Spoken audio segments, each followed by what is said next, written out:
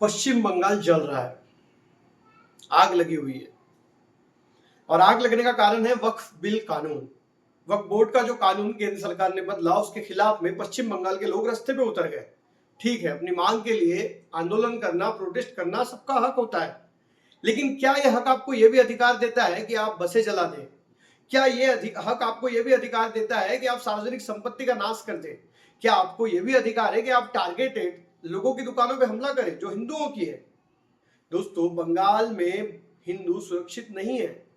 बांग्लादेश की वीडियोस आती हैं जहां पर मॉब लिंचिंग हो रही है, हिंदुओं को टारगेट किया जा रहा है, लेकिन हमारा ही देश का एक राज्य जो बंगाल से लगकर है, जो पूर्व में होकर भी पश्चिम बंगाल कहलाता है, वहां पर आग लगी हुई है। और वहां की सीएम वक्फ का कानून बनने के बाद खुद कहती है कि मैं मुस्लिमों के साथ हूं, मैं उनके अधिकार छीनने नहीं दूंगी। वही वक्फ बोर्ड का कानून जो इस युग का आधुनिक जमींदार है, एक धार्मिक जमींदार जिसने लोगों की जमीन पर बिन बताए, बिना सबूत के कब्जा कर लिया था। केंद्र सरकार की मंशा साफ है कि इस प्रकार के कालू कानून को बदल दिया जाए, और बदल दिया गया।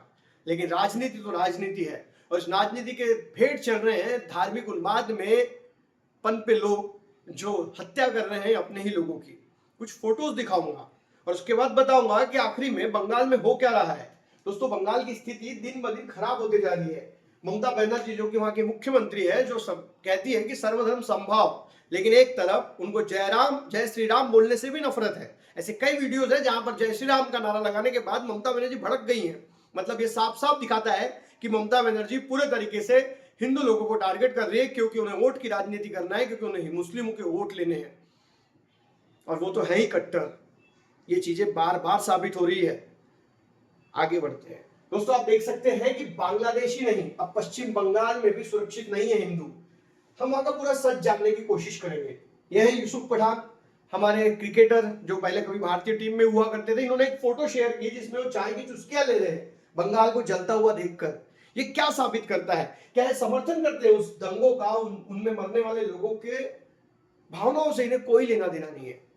दोस्तों, ये फोटोज देख सकते हैं जहां से धुलियान नाम की जगह है मुर्शिदाबाद में, जहां से लोग पलायन कर चुके हैं, स्कूल में बैठकर खाना खा रहे हैं। स्कूल में जो फोटोज दिख रही है, ये लोग बाहर जाकर शिविरों में रहने पे मजबूर हो चुके हैं। मतलब हिंदू लोगों को वहां से पलायन करना पड़ रहा है।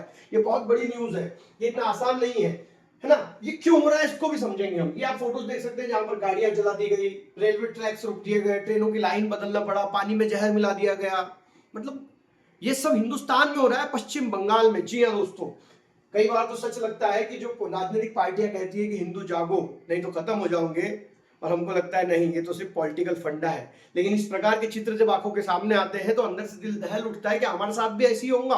अगर मुस्लिम लोक संख्या बढ़ गई तो क्या मुस्लिम पॉपुलेशन हिंदुओं से ज्यादा हो जाता है तो इस प्रकार की सिचुएशन बनने लगती है? ये एक बड़ा सवाल है दोस्तों, आप देख सकते हैं। अब हम समझेंगे। देखिए, बांग्लादेश की मुर्शिदाबाद से भाग रहे हिंदू, वक्त पर पश्चिम बंगाल में मुर्शिदाबाद में हिंसा, वाहनों में लगा गया, बहुत सारी न्यूज पटा पड़ा पूरा का पूरा, सोशल मीडिया, पेपर, सब कुछ। हम सबसे पहले डेमोग्राफिक सोचेंगे, समझेंगे पश्चिम बंगाल का। आपके सामने पश्चिम बंगाल का मैप है, पॉपुलेशन भी अच्छी खासी है, डेंसिटी भी अच्छी खासी है।